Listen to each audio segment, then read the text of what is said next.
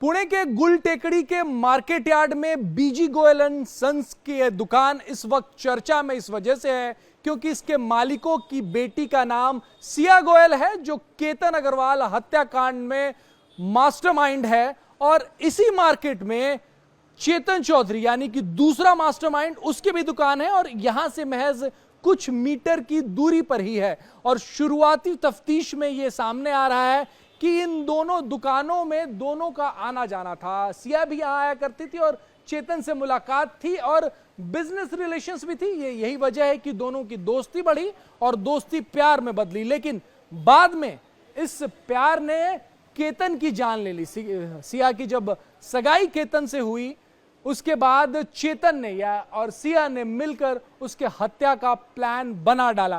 फिलहाल ये दुकान पिछले 4 से 5 दिनों से बंद है।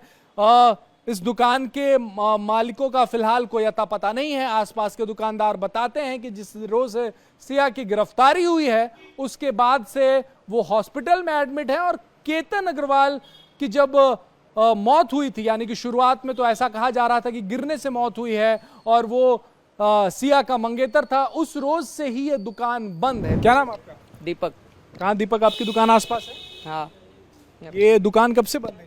3 दिन हो गए। 3 दिन हो गए। और कौन कौन इस दुकान में बैठता था पहले? पप्पा एंड उसका लड़का बैठता है। और सिया के बारे में जब से ये कहानी बाहर आई, जब से उसकी गिरफ्तारी, तब से दुकान बंद है? हाँ। उसके परिवार का कोई इधर दिखा, कुछ हुआ? नहीं नहीं नहीं। ठीक है। सिया कभी इस दुकान पे आती थी? चेतन चौधरी कभी इस दुकान पे आपने देखा? नहीं नहीं। 23 तारीख को इस मामले में खुलासा हुआ। इस दुकान के मालिकों की जो बेटी है यानी कि सिया गोयल, वो इस हत्याकांड में मास्टरमाइंड निकली और उसके साथ इसी दुकान से कुछ मीटर की दूरी पर चेतन चौधरी की दुकान है, वो इस हत्याकांड का दूसरा मास्टरमाइंड निकला। कैमरामैन मिलिंद साल्वे के साथ राजेश कुमार, इंडिया टीवी, पुणे। गलत हो गया।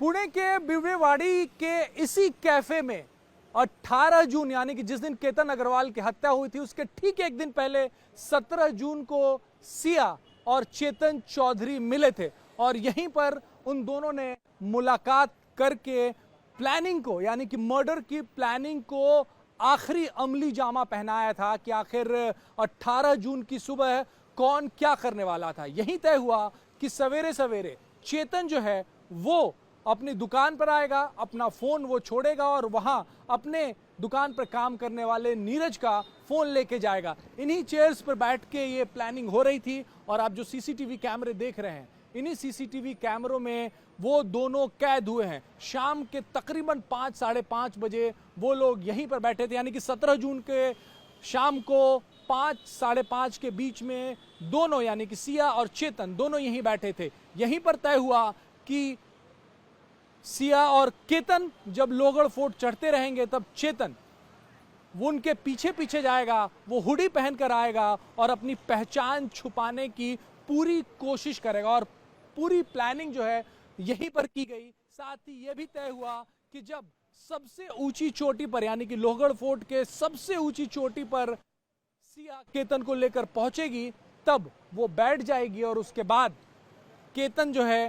केतन को धक्का देगा चेतन, जो यहां पर बैठकर सिया के साथ प्लानिंग कर रहा था। तो तमाम प्लानिंग जो है वो इस कैफे में की गई और यहां से बहुत ज्यादा दूर दुकान नहीं है, यानी कि जो मार्केट यार्ड है जहां पे दोनों का दुकान है, सिया का भी और साथ ही चेतन का भी। तो दोनों ने इस कैफे को चुना 17 जून की शाम को, ताकि प्लानिंग को जो है वो आखिर में किस तरीके से, किसका क्या रोल रहेगा केतन हत्याकांड में, वो यहीं पर इसी कैफे में तय किया गया है। पुलिस जो है इस कैफे के सीसीटीवी फुटेज को उन्होंने हासिल किया है और उसके बाद तफ्तीश कर रही है। ये उनके केस में एक अहम सबूत बनकर सामने आएगा। तो प्लानिंग कि वो शाम 17 जून यहीं पर तय हुआ कि केतन को 18 जून को लेकर जाना है लोहगढ़ फोर्ट पे और सबसे ऊंची चोटी से धक्का देकर मार देना है।